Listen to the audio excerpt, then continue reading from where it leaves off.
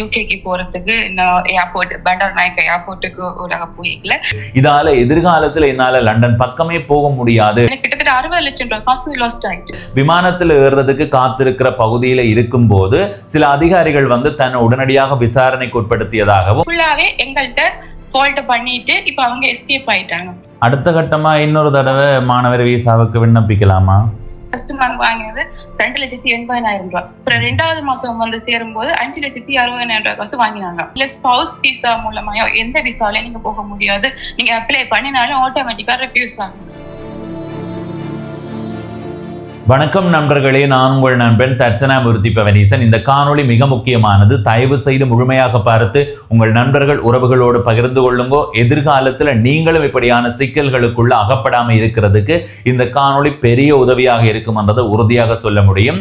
யாழ்ப்பாணத்தை சேர்ந்த ஒரு அக்கா 2 கிழமைகளுக்கு முன்பு என்ன தொடர்பு கொண்டு, பவனீசன் எனக்கு இப்படி ஒரு சம்பவம் நடந்திருக்குது, இதால எதிர்காலத்தில் என்னால லண்டன் பக்கமே போக முடியாது, எனவே இதை விழிப்பாக பதிவு செய்யுங்கன்னு சொல்லியிருந்தார். மாணவர் விசா கிடைத்திருந்தது.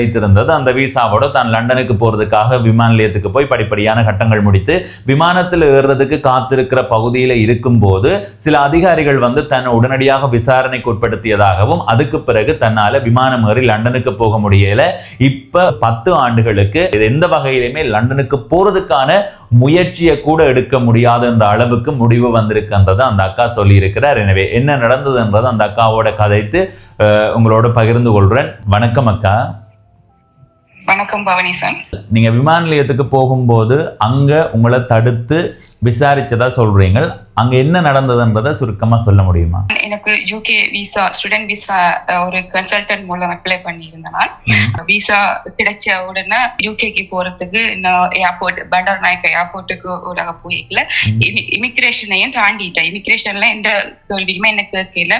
ஓகே, எனக்கு இமிகிரேஷன் நான் பாஸ் ஆயின உடனே என் பாஸ்போர்ட்ல டிபார்ட் குத்திட்டாங்க. டிபார்ட் மீனிங் நான் நாட்டை விட்டு போக 7 மணி சொல்லிட்டாங்க. ஸோ நான் அதை எடுத்துட்டு நாங்கள போயிட்டு ஏர்போர்ட் ஃபிளைட்டுக்காக வெயிட் பண்ணி கொண்டிருக்கிற அந்த டைம்ல ஏர்லைன்ஸ் ஆபீசர்ஸ் என்னுடைய டாக்குமெண்ட்ஸை செக் பண்ணினாங்க.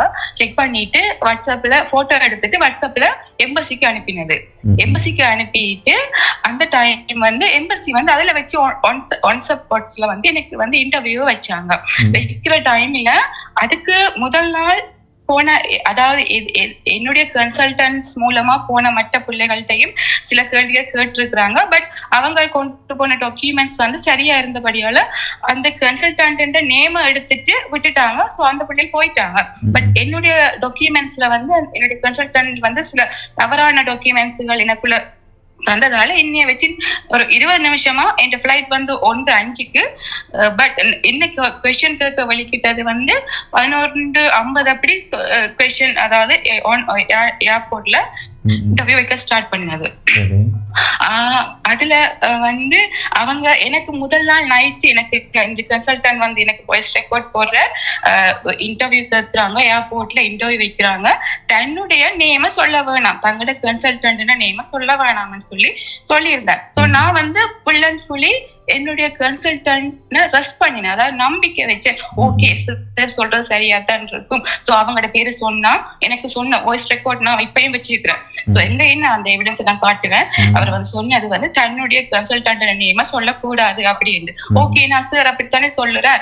நான் கன்சல்டன்ட் நேம சொல்லாம எம்பசி கேட்டாங்க, நீயா ட்ரை பண்ணினியா, யூனிவர்சிட்டிக்கு நீயா ட்ரை பண்ணினியா, இல்லாட்டி கன்சல்டன்ட் வச்சு ட்ரை பண்ணினியா? சார் எனக்கு சொல்லி தந்தது தங்களோட பேரு சொல்ல வேணாம்ன்றதுக்காக நானா ட்ரை பண்ணேன்னு சொல்ல. அப்ப நீங்க ட்ரை பண்ணீங்கன்னு சொன்னா ஃபுல்லாவே யூனிவர்சிட்டி டெஸ்ட் லெட்டர் எடுத்தது, விசா அப்ளை பண்ணது எல்லாமே நீங்களா பண்ணினீங்கன்னு கேட்கும்போது நான் ஓகே நான் தான் பண்ணேன்னு சொல்லும்போது அவங்க கேட்டது அடுத்த கொஸ்டின், நீ விசாக்கு அப்ளை பண்ணும்போது எந்த கார்டை யூஸ் பண்ணீங்கன்னு சொல்லி. சோ அது எனக்கு தெரியாது. அது ஃபுல்லாவே என்னைய பக்கத்துல வச்சு விசா அப்ளை பண்ணவும் இல்லை. அவங்களே எல்லாம் பண்ணிட்டு ஜஸ்ட் சொன்னாங்க 8,50,000 தங்களோட அக்கௌண்ட்டுக்கு ட்ரான்ஸ்ஃபர் பண்ணுங்க. அவங்க தங்களோட கார்டுல தான் அதை பே பண்ணது. சோ அப்படி என்றா அவங்க எனக்கு சொல்லி இருக்கணும், இல்லம்மா பிரச்சனை இல்ல, கன்சல்டன்ட் நாங்க பப்ளிக்கா தானே செய்யறோம், பிரச்சனை இல்லை, நீங்க எங்களோட பேரைய சொல்லிட்டு போங்கன்னு சொன்னா அதுல எனக்கு பிரச்சனை வந்திருக்காது. சோ நான் மாறி மாறி கதைக்க வலிக்கிட்டவரும் அவன் அடுத்த கொஸ்டின் கேட்டா, நீ எந்த எந்த பேங்க் ஸ்டேட்மெண்ட் கொடுத்த அப்படின்னு. நான் ஒரு எக்ஸ்டெண்ட் ஒரு பேங்க் ஸ்டேட்மெண்ட் கொடுத்தேன். அந்த எக்ஸ்டெண்ட் பேங்க் ஸ்டேட்மெண்ட்டும் அந்த கன்சல்டன்ட் ஆக்கள் தான் எனக்கு செஞ்சு தந்தது. ஆனா இப்ப எனக்கிட்ட பிரச்சனை அதாவது எம்பசிக்கு நான் வந்து இன்வெஸ்டிகேஷனுக்கு எல்லாம் போற டைம்ல என்னட்ட சொன்னது இந்த டாக்குமெண்ட்ஸ் அதாவது ஸ்டூடெண்ட்ஸ் தர எல்லா டாக்குமெண்ட்ஸுமே ஸ்டூடெண்ட்ஸ் பொறுப்பு, தங்களுக்கு இதுக்கு எந்த சம்பந்தமும் இல்ல, நீ என்னத்த டாக்குமெண்ட்ஸ் கொடுக்குறியோ அதுக்கு தங்களுக்கு எந்த சம்பந்தமும் இல்லைன்னு சொல்லி ஃபுல்லாவே எங்கள்கிட்ட ஃபால்ட் பண்ணிட்டு இப்ப அவங்க எஸ்கேப் ஆயிட்டாங்க. சோ என்னால அதை அக்செப்ட் பண்ண முடியல. ஏன்னா நான் ஃபுல்லாவே அந்த கன்சல்டன்ட் அவ்வளவு நம்பினேன். ஜெனியூனான ஒரு ஸ்டூடெண்ட். நான் வந்து படிச்சிருக்கிறேன், ஏற்கனவே பேச்சுலர் டிகிரி முடிச்சிருக்கிறேன், நான் வந்து ஒர்க் பண்ணி கொண்டிருக்கிறேன் சொன்ன அவ்வளோ குவாலிபிகேஷன் இருந்தும் நாங்க வந்து ஜெனியூனா ஒரு நாட்டுக்கு போயிட்டு நாங்க படிக்க வேணும், படிச்சு 1 year முடிச்சுட்டு மாஸ்டர்ஸ்க்கு அப்ளை பண்ணினேன், படிச்சு முடிச்சு கிராஜுவேட் பண்ணிட்டு அங்க அதுக்கு பிறகு PSW அதாவது 2 years ஒர்க் விசா போட்டு நாங்க ப்ராப்பரா ஒரு ஜென்டலா அதாவது எப்படி சொல்றது அடுத்த மாதிரி அசைலம் போட்டு அந்த மாதிரி நாங்க நினைக்காம ஜெனியூனா போய் வாழணும்னு நினைச்சு எங்களுக்கு இந்த மாதிரி ஒன்று நடக்கும்போது எங்களால அதை அக்செப்ட் பண்ண முடியல. சரி என்ன நான் எம்பசி அவ்வளவு கொஸ்டின் அங்க வச்சு கேட்கிறேன், ஏர்போர்ட்ல அவ்வளவு கொஸ்டின் நான் கேட்டதுக்கு பிறகு சரி ஓகே அவங்க சொன்னாங்க ஓகே உங்களோட பேங்க் ஸ்டேட்மெண்ட் எது பிரச்சனை இருக்கு அந்த மாதிரி சொல்லிட்டு நெக்ஸ்ட் டே எம்பசிக்கு வாங்க, உங்களுக்கு ஜஸ்ட் ஒரு சின்னதா ஒரு இன்வெஸ்டிகேஷன் வச்ச பிறகு நெக்ஸ்ட் டே உங்களை ஃபிளைட் பிடிச்சு அனுப்புறேன்னு சொல்லி நானும் ஓகே அவங்க விட்டுடுவாங்க அப்படின்ட்டு தான் கயசுல போனாங்க. திருப்பி நான் வர்றேன் கொழும்புக்கு, நீ திரும்பி வர்ற டைம்ல நான் சொன்னேன் நேரடியா இப்பவே எம்பசிக்கு விடுங்க, நான் எம்பசிக்கு போறேன்னு சொல்ல என் கன்சல்டன்ட் வந்து என்ன விட இல்ல போறதுக்கு. சரி ஓகே நெக்ஸ்ட் டே நான் போறதுக்கு நான் வீடியோ எழுந்து கால் பண்றேன், சார் நான் போறேன், எனக்கு விசா தந்தது எம்பசி தான், நீங்க தெரியல நான் போறேன்னு. இல்ல நீ போடி என்று சொன்னா இந்த ஒரு வார்த்தை, நீ போனி என்று சொன்னா மற்ற ஸ்டூடெண்ட்ஸுக்கும் பாதிப்பு வரும். நான் சொன்னேன் என்ன பாதிப்பு வரும், ஏன்னா இதே பேங்க் ஸ்டேட்மெண்ட் அதாவது அந்த பேங்க் ஸ்டேட்மெண்ட் 11 பிள்ளைகளுக்கு ஜூஸ் பண்ணி இருக்குது சரியா, அந்த 11 பிள்ளைகளுக்குமே தெரியாது அந்த பேங்க் ஸ்டேட்மெண்ட் ஃபேக் அண்ட்.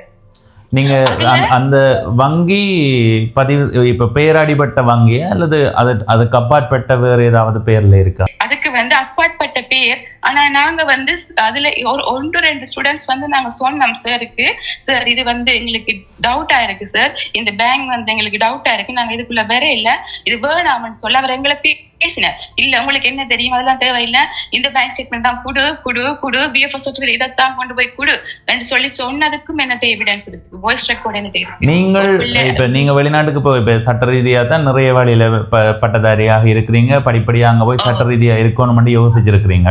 இப்ப இவ்வளவும் யோசித்த நீங்கள் உங்களுடைய வங்கி கணக்கையே நீங்கள் ஸ்டேட்மெண்ட் எடுத்து கொடுக்கறதுக்கான முயற்சியை செய்யலையா? இல்ல எங்களுக்கு வந்து உண்மையாவே அந்த ஒரு எனக்கு யூனிவர்சிட்டிக்கு வந்து 35 lakhs வந்து கட்டணும், அதாவது அதை விட விசாக்கு 7 lakh கட்டணும். மற்றது நாங்க வந்து அவ்வளவு வசதி என்று சொல்லவும் இல்லை. சோ அப்ப கன்சல்டன்ட் அவங்களே சொல்லுவாங்க, அது மறைமுகமா நேரடியா சொல்ல மாட்டாங்க, மறைமுகமா சொல்லுவாங்க, அதாவது நாங்க அவங்களை தேடி போறதே முக்கியமா எங்களுக்கு கஷ்டம் என்னதாச்சுதான் நாங்க அவங்கள்ட்ட போறது பேங்க் ஸ்டேட்மெண்ட் அவங்க செய்தோம். அப்ப அதுல வந்துட்டு அவங்க பேங்க் ஸ்டேட்மெண்ட் செஞ்சு தர்றதுக்கு மறைமுகமா ஒரு பிசினஸ் பர்சனோட வச்சிருப்பாங்க, அவருக்கு சம்பந்தம் இல்லாத மாதிரி காட்டுவாங்க, பட் அவங்களுக்குள்ள நிறைய டீல் இருக்கும். அப்ப அதுல அவங்க வந்து என்னட்ட வாங்கின காசு ஃபர்ஸ்ட் மந்த்துக்கு ஒரு percentage 33% சம்திங் ஏதோ ஒன்று கேட்டு ஃபர்ஸ்ட் மந்த் வாங்கினது 2,80,000 ரூபாய். அப்புறம் 2வது மாசம் வந்து சேரும் போது 5,60,000 காசு வாங்கினாங்க.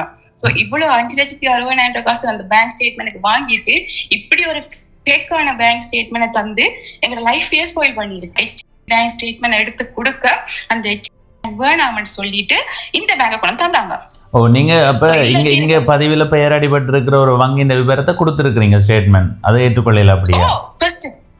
அத நான் கொடுத்து அப்ப நீங்க அந்த பேங்க் ஸ்டேட்மெண்ட் தர்ற டைம்ல அதை ஏற்றுக்கொள்ளல, இது வேணாம்னு சொல்லிட்டு இந்த பேங்க் கொண்டு கொடுத்தீங்க. என்ன மாதிரி இன்னும் ஒரு போய் வந்து ஒரு 5 நாளைக்கு முன்னாடி ஃப்ளோட் ஆனது. சோ 2 பேரும் போவோம் எம்பசிக்கு, அவரையும் போக வேணாமண்டு எம்பசிக்கு போக வேணாமண்டு மறிச்சு என்னையும் மறிச்சு. அதுக்கு பிறகு நான் இல்ல இது எனக்கு எந்த லைஃப் நான் விட மாட்டேன், எப்படியாச்சும் நான் போவேன், என்னன்னாலும் நடக்கட்டும், என்ன போக வேணாம், போனீங்கன்னா சிஐடிக்கு பிடிச்சு கொடுப்பாங்க, நதி பொம்பளை பிள்ளை போக வேணாம். அப்ப நான் சொன்னேன் எம்பசி இந்த வர சொல்லி இருக்கு, எம்பசிக்கு தானே ஒபே பண்ணோன்னு நான் போறேன் சார். நான் அதுக்கு பிறகுதான் நான் விழிச்சேன் என்ன நடந்தது, பேங்க் எங்க இருக்கு, அந்த அட்ரஸுக்கு நேர போய் தேடி போய் பாக்குறேன், அந்த பேங்க்ல அந்த பேங்கே இல்ல, அதுல ஒரு கடை ஒன்று கடை, அதாவது அவங்க தான் அந்த ஸ்டேட்மெண்ட்டுக்குரிய ஒரு எக்ஸெண்ட் வங்கியே இல்ல அப்படியா? பேங்கே ஸ்ரீலங்காவில இல்லாத ஒரு பேங்கே இல்ல. அதுக்கு பிறகு நான் தலையை சுத்தி அதுல விழுந்துட்டேன். ஐயோ என்னடா இப்படி பண்ணிட்டாங்களே அப்படின்னு. அதுக்கு பிறகு நான் வந்து அந்த போட்டோஸ் எல்லாம் எடுத்தது இந்த கன்சல்ட் எனக்கு திருப்பி அனுப்புறேன். அவங்க அதை இது அப்படி இப்படி சொல்லி சடங்கு என்னையே எம்பசிக்குள்ள போக வேணாம். ஏன்னா எனக்கு பிறகு இன்னும் 3 பிள்ளைகள் போக இருந்துச்சு. ஆனா அந்த பேங்க் ஸ்டேட்மெண்ட்டுக்கு விசா வந்தது உண்மை. அவங்க நினைக்க விசா கெஸ்ட் ஒர்க்கர் வந்து சரியா பாக்கல, ஜஸ்டிபிகேஷன் சும்மா பாத்துருக்குறாங்க போல இருக்கு. அதுல ஒரு முதல் 3 ஸ்டூடெண்ட் போயிட்டாங்க ஏற்கனவே யூகேக்கு. 4வது ஸ்டூடெண்ட் வந்து பிடிபட்டுட்டது. அதை விட பிரச்சனை ஏற்கனவே எங்களுக்கு ஒரு பிள்ளைக்கு ஆல்ரெடி பேண்ட் அடிச்சுட்டாங்க. ஏற்கனவே இங்க அப்ளை பண்ணின டைமே ஒரு பிள்ளைக்கு பேண்ட் போட்டதோட பிறகு அப்ளிகேஷன் கொடுத்த எல்லா டைம் வித்ட்ரா பண்ணாங்க. ஒரே நேரம் படப்பட்டு எல்லாத்தையும் ஒரே நேரம் வித்ட்ரா பண்ணின பிறகு வித்ட்ரா பண்ணின அந்த மார்னிங் எனக்கு வித்ட்ரா பண்ணினது ஈவினிங் எனக்கு விசா வந்துட்டுது. அது வந்து கேஷ் ஒர்க்கர் வந்து டிஃப்ரெண்ட் தானே. வித்ட்ராவல் கொடுத்தது ஒரு டைம், விசா வந்தது ஒரு டைம். எனக்கு விசா வந்துட்டு. அப்ப நான் அப்பயும் சொல்றேன், சார் இந்த விசா எனக்கு இது இல்ல, நான் போக இல்ல, நான் ஜனவரி இன்டர்வியூ போறேன் அந்த மாதிரி நான் சொல்லி அது எனக்கு இருக்கு. அவர் இல்ல பிரச்சனை இல்ல, நீ இந்த வலிக்குது மெட்டாக்க சொல்ல பிறகு மெட்டாக்க சொன்னாங்க இல்ல இதுக்கு டிசிஷன் வரட்டும், வித்ட்ராவல் கொடுத்ததுக்கு டிசிஷன் வரட்டும்னா அந்த வித்ட்ராவல் டிசிஷன் வந்துச்சு. இல்ல ஓகே உங்களோட வித்ட்ராவல் வந்து அக்செப்ட் பண்ணல, உங்க விசா வேலிடேன்னு சொல்லி. சோ நான் அதெல்லாம் அக்செப்ட் பண்ணிட்டு ஏர்போர்ட்டுக்குள்ள போறேன். ஏர்போர்ட்ல வச்சு பிடிச்சான் இப்படி இவ்வளவு கொஸ்டின் வச்சு. சோ நாங்க விசா வந்துட்டு நாங்க சந்தோஷப்பட இயலாது இல்லைங்களா. ஏர்போர்ட்ல ஃபைனலா ஏர்போர்ட்ல கூட வச்சு எங்களுக்கு இன்டர்வியூ வச்சு இப்படி பிடிச்சா. அவங்களுக்கு தெரியும், எம்பசிக்கு தெரியும் இது வந்து ஜெனியூன் இல்ல சொல்லி இவ்வளவு தூரம் பண்ணி அவங்க எடுத்தாய். இனி அங்க உள்ள யூகே உள்ள இருக்கிற ஸ்டூடெண்ட்ஸுக்கும் பிரச்சனை வரலாம். சோ அவங்களோட லைஃபும் பாதிக்கப்படும். இப்ப நீங்கள் இனி அடுத்த கட்டமா இன்னொரு தடவை மாணவர் விசாவுக்கு விண்ணப்பிக்கலாமா? இல்ல விண்ணப்பிக்க இயலாது. அவங்கள்ட்ட இருந்து எனக்கு டிசிஷன் வந்துட்டு நீங்க 10 இயர்ஸுக்கு யூகேக்குள்ள ஸ்டூடெண்ட் விசா மூலமாவோ இல்லாட்டி ஸ்கில் ஒர்க்கர் விசா மூலமாயோ இல்ல ஸ்பவுஸ் விசா மூலமாயோ எந்த விசாவில நீங்க போக முடியாது. நீங்க அப்ளை பண்ணினாலும் ஆட்டோமேட்டிக்கா ரெஃப்யூஸ் ஆகும். சோ என்னோட லைஃபே பாதிக்கப்பட்டிருக்கு. இதே மாதிரி உங்களுக்கு தெரிஞ்ச எத்தனை பேர் பாதிக்கப்பட்டிருப்பீங்க?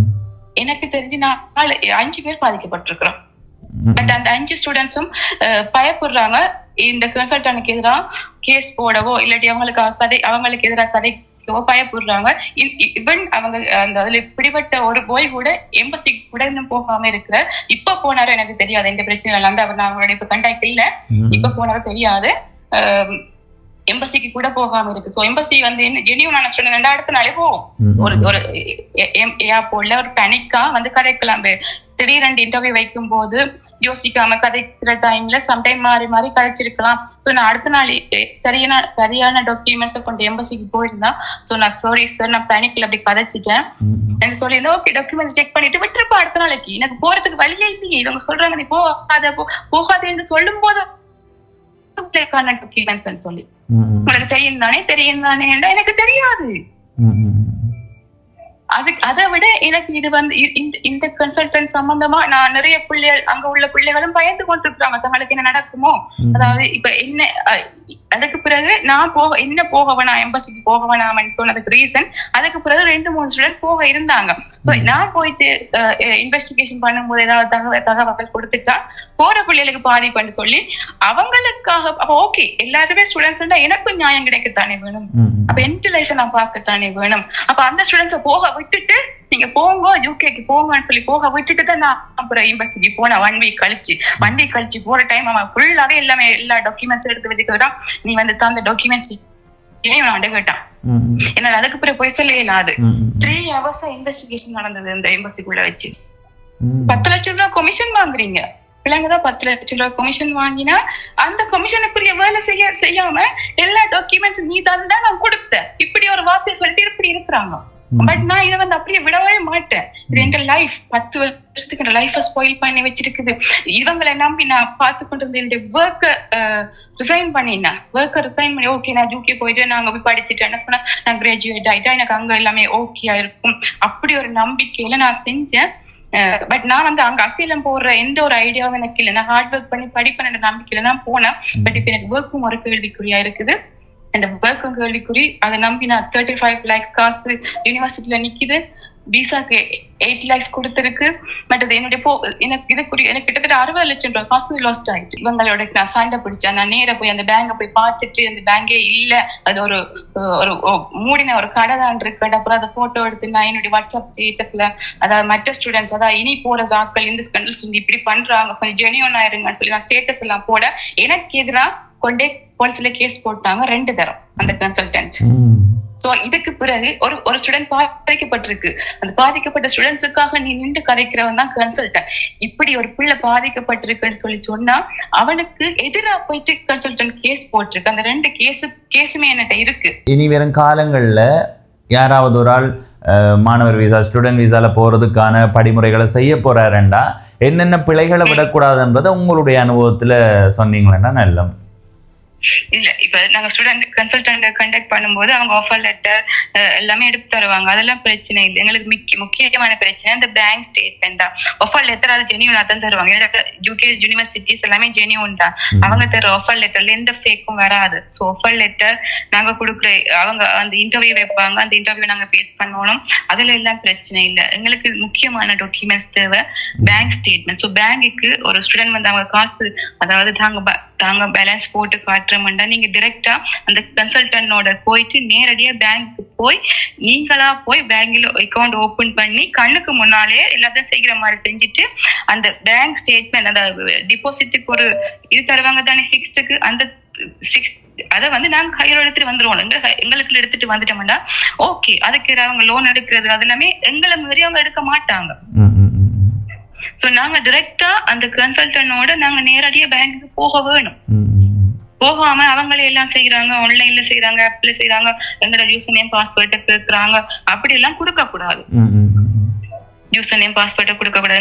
எங்களோட பேங்க்ல நாங்க போயிட்டு ஓபன் பண்ணிட்டு நாங்க அவசரம் நீங்க போயிட்டு ஓபன் பண்ணிட்டு வாங்க, நாங்க ஓபன் பண்ணிட்டு வாங்க, வந்துட்டு அந்த ஆப்ல யூசர் நேம் பாஸ்வேர்டை கேட்டா கொடுக்க கூடாது. சரியக்கா, நன்றி.